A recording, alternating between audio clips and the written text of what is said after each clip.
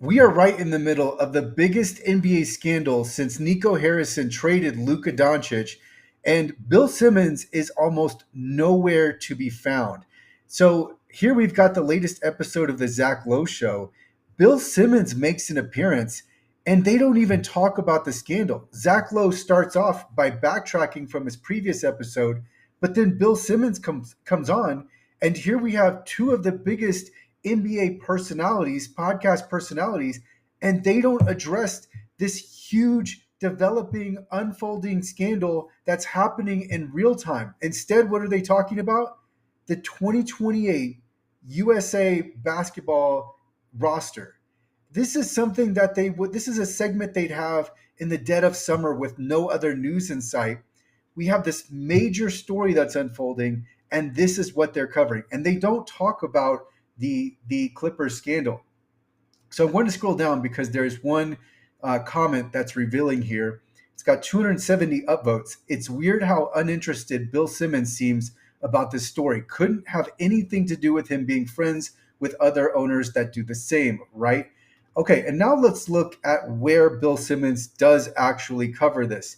And so one interesting thing is on this podcast episode, the title leads with BallmerGate Comedy. That's foreshadowing. That's foreshadowing. We'll get to that in a moment. But the story is covered by for all of 22 minutes and 30 seconds with Chris Mannix, Van Lathan, and then Bill Simmons really covering almost equal minutes here. But Bill Simmons just isn't, as that one comment stated, he just isn't interested in this story. So I'm going to scroll down. I want to show you one more comment before we play the clip. Why is Bill trying to underplay the Kawhi saga? If it was the Lakers who did that, he would be doing a whole podcast on it. Yes. So this is exactly the type of story that Bill Simmons would normally have an emergency pod for. We would see multiple podcast episodes. He'd be covering it in quick succession as the news unfolded, but he's not doing it this time. So remember that title too. Remember BallmerGate Comedy. One other note, this story is buried in the middle of this podcast, this major, major story buried right in the middle of a nearly 2-hour podcast. Let's play a clip. The choice is whether or not to make this the biggest sports story of the decade, which is what like a Donahue level type right? Which Donahue is way worse. Which is what you do. Let me put up. Okay, so Van Lathan just made my point there. The biggest sports story of the decade, and Bill Simmons. And by the way, this is for the NBA. This isn't another sport. This is Bill Simmons' primary sport, and Bill Simmons is on the sideline. Really, like the one comment said, he's acting disinterested. So let's go ahead and play another clip right now. And this actually stems from the title of this podcast episode. For something like that. Like, old NBA was willing to throw an elbow and to come down with swift punishments and severe punishments to make an example of someone. It remains to be seen whether this version of it is willing to do the same. Can we talk about how funny this story is? I know it's not supposed to be funny, but let's be honest. Nobody got hurt. Rules were broken, but it didn't help the Clippers. Nothing really happened. They've won 3 playoff series in 6 years. First of all. Okay, that's majorly downplaying the story. And I think not that I keep track of this, but I think this is one of Bill Simmons' go-to tactics is when he doesn't want to get into something, he downplays it by calling it either funny and or stupid. And that's what he does here. This isn't the only time he does this. Now, one of the guests on, Chris Mannix, is treating this story with the severity that it deserves. And he's treating it with seriousness. You can tell by what he's saying, the tone of his voice. Bill Simmons is taking the laid back approach here, and he's also casting it with the label of funny and stupid. So that picks up again. Let's move to 1 minute 22, 1 minute 20, nearly 103 in. Bill Simmons makes another interesting comment. Like his reputation for the rest of his life, Ballmer being suspended but with 7 draft picks. It's not like he's funneling $200 million worth of stock or some crazy thing. It's like he's wetting his beak. So again, this is downplaying. This is classical downplaying. So Bill Simmons says that 28 million isn't really that much. He's just wetting his beak. This isn't like as if they had funneled 200 million, downplaying the story. So let's go ahead and go to one. Oh, we let's see one. I'm just looking for the timing. Let's go ahead and play this clip. Avenues for them to do certain It things. got them Russell Westbrook, who helped them lose in round one. I mean, it didn't really do that much. I'm not saying their decisions. That's were why I think the story's funny. Like, first of all, if they did do it this way, where they're like, "Hey, Uncle Dennis wants more money," Ballmer's like, "All right, let's use that aspiration, that weird tree site.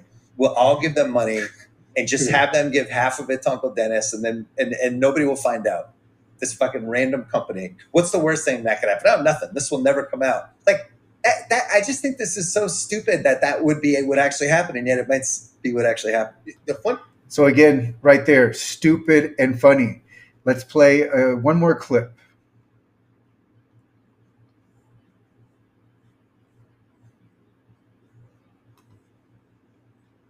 Bradley, where she falls off the cruise ship, that Netflix thing, and there's like 17 theories of what happened. It's like, or maybe she just fell off the cruise ship. Yeah. And that might have been what the answer was. Well, we'll find out. I think a lot of this has been pretty funny. Like even ESPN yesterday, they were talking about it and they were going through all the sponsors that, like Joel Embiid. Well, I think McMenamin was doing it. Joel Embiid, the team had to deal with this, and Joel McD, he also did a thing. It's like, no, but none of those people were making $28 million to do nothing from a team sponsor. And they did something. That's the whole thing. Like Jason Tatum's got it. Okay, so again, Bill Simmons, it's very obvious that he doesn't want to inflame this story, but it's not obvious why, at least to me.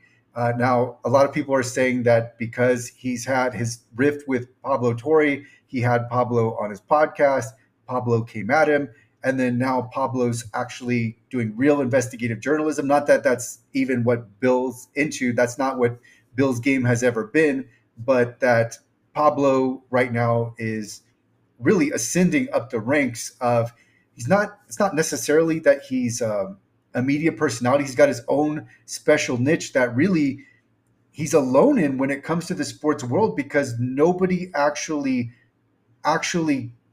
investigates and actually makes strong assertions and makes these claims. And so Pablo's doing something that is completely unique. And so there could be an angle where Bill Simmons he has that past riff with Pablo. And if you watch that episode, you can see what I'm talking about, where Bill Simmons has made a comment about, I think it was about Pablo not being a real journalist because he covered something on Bill Belichick. Pablo shows up on a show. Pablo disputes what he said, and Bill Simmons immediately, the entire time that Pablo is on the show, Bill Simmons doesn't want any part of any really any disagreement. He only mildly conflicts with Pablo in the entire time, but now he doesn't want to cover this story. I don't think it's as simple as that, but I don't know. But it is extremely strange that you have the biggest scandal in the NBA in quite some time, and we can't. Maybe the Luka Doncic trade doesn't count as a scandal because we can't definitively know, or we don't have the same level of evidence, I should say, as we do here. So we don't have the NBA changing the lottery balls so that the Mavericks get them here. We don't have that level of evidence, but what we do have is very compelling. It's very convincing, and it's strong. But Bill Simmons wants nothing to do with it.